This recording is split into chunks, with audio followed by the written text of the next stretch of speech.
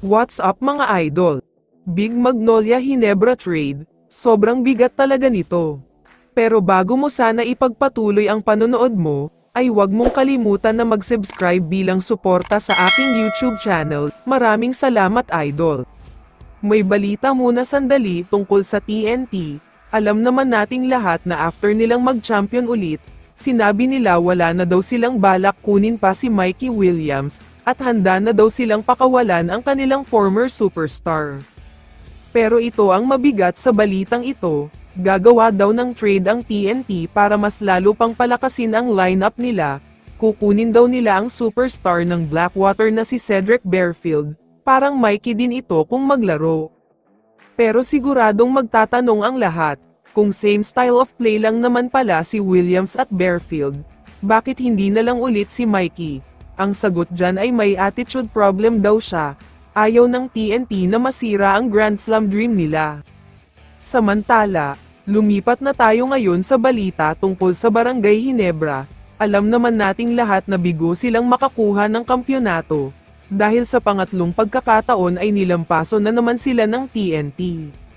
Kaya naman ayon sa kampo ng Ginebra, hindi na daw nila hahayaan pa na mangyari ulit ito.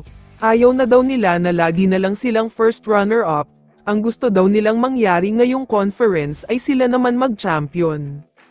Kaya naman gagawa daw ng paraan ang Ginebra para mas lalo din palakasin ang lineup nila. Una na nga sa hakbang na gagawin nila ay kunin ang player ng Magnolia na si Calvin Abueva, siya daw kasi ang energy guy na kulang sa kanila. Nawawala kasi yung angas at nagbibigay ng energy sa team. Nandyan naman si Scottie Thompson pero kapag umupo na siya, tila wala nang gana maglaro ang mga kakampi niya, nawawalan na din ng flow ang ball movement nila. Kaya naman ayon sa mga source, nakiusap na daw si Coach Tim kay Boss Al Francis Chua, na gumawa ng trade sa kanilang sister team na Magnolia, para makuha nila si Calvin Abueva, kapalit naman ng injured na si Isaac Go. Injured pa daw si Go pero on the way to recovery na siya, kaya nangako ang Ginebra na ready to play daw talaga siya ngayong conference. Ibig sabihin lang niyan ay super minor injury na lang ang meron siya dahil almost healthy na. Kaya naman sa tingin ko, worth it ito para sa Ginebra, dahil makakakuha sila ng energy guy at veterano kapalit ng isang player na laging injured at halos walang ambag. Kaya sulit na sulit talaga ang trade na ito para sa Ginebra.